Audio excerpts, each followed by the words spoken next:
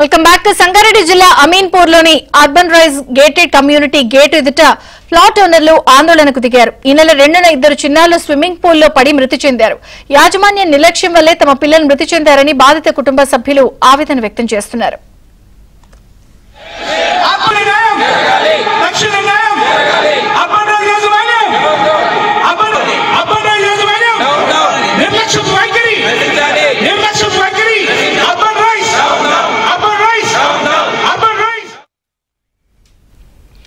ఈ ఘటనపై urban rise gated community యాజమాన్యం స్పందించకపోవడంతో ప్లాట్ ఓనర్స్ ఆగ్రహం వ్యక్తం చేశారు. ఇప్పటికైనా యాజమాన్యం స్పందించి సేఫ్టీతో పాటు అన్ని వసతులు కల్పించాలని డిమాండ్ చేశారు.